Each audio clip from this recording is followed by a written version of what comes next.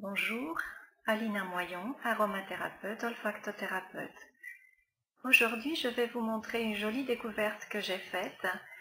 Il s'agit d'un coffret Les Indispensables de l'aromathérapie pour une initiation en douceur à l'aromathérapie. Alors, voyons.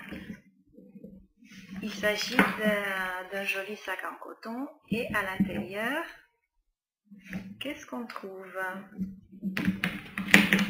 Il y a d'ozo florale ou hydrolat. Il y a 3 huiles végétales et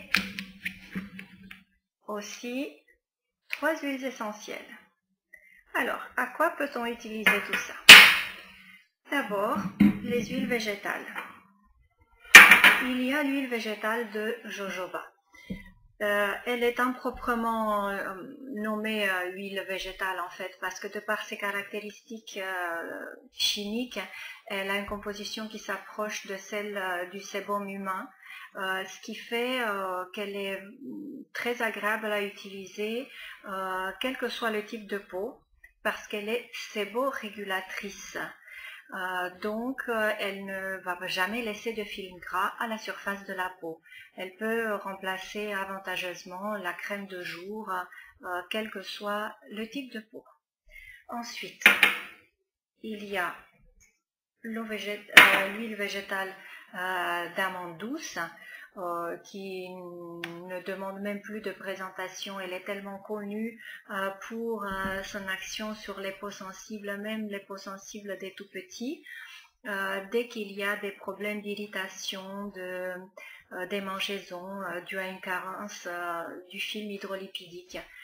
Donc une très très belle tolérance. Petit bémol pour les personnes qui ont des allergies aux fruits à coque. Il faudra faire juste un test avant de l'utiliser. Ensuite, il y a l'huile végétale d'argan qui commence à être de plus en plus connue, et d'ailleurs elle le mérite amplement parce que c'est une composition qui est extrêmement intéressante pour régénérer la peau, le tissu cutané, pour l'élasticité, pour relancer le métabolisme cellulaire, et surtout pour les peaux un peu sèches, matures, pour freiner le vieillissement. Ça agit même sur les taches brunes, c'est antioxydant, très agréable à appliquer, également sur les cheveux, pour les cheveux secs. Ensuite, qu'est-ce que nous avons? Il y a les eaux florales, l'eau florale de lavande ou l'hydrolat de lavande, particulièrement adapté aux peaux mixtes et grasses, qu'elle va purifier et équilibrer, à appliquer matin et soir sur la peau démaquillée et propre. L'eau de rose, qui est adoucissante, hydratante, tonifiante, voire régénérante et légèrement tenseur. Pareil, le même type d'utilisation matin et soir sur la peau pour la tonifier et l'apaiser. Ensuite, je l'utilise aussi dans la cuisine. Elle accompagne délicieusement un flan au litchi, par exemple. Les huiles essentielles. Il y a le titri, l'arbre à thé, avec des propriétés superbes antivirales, antibactériennes, contre les champignons. Donc il suffit d'appliquer sur un coton-tige et puis ensuite sur les boutons, quand on a des boutons d'acné ou alors un bouton de fièvre. C'est très efficace, ou alors dans les chaussures pour prévenir ou traiter le pied d'athlète. L'huile essentielle de lavande.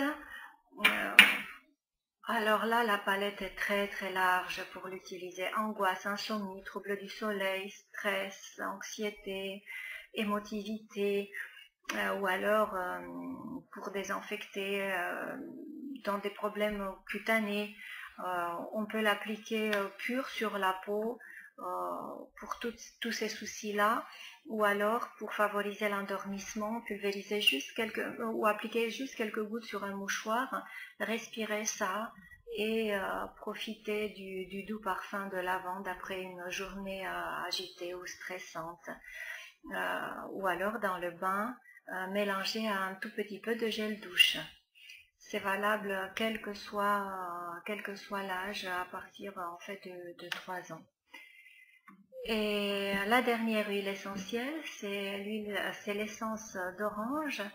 Alors là aussi, sa fragrance est tout simplement délicieuse, à pulvériser, à diffuser pour créer une ambiance de détente, de joie, de vivre, de gaieté, favorise la communication, ça stimule la communication, le lâcher prise.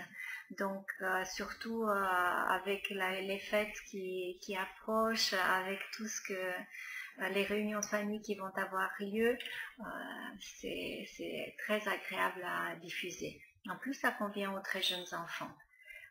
C'est aussi possible de la mélanger avec son shampoing, mélanger, laver les cheveux pour des cheveux gras, pour des pellicules. Donc, beaucoup d'utilisations possibles. Bien, donc initiez-vous en douceur à l'aromathérapie.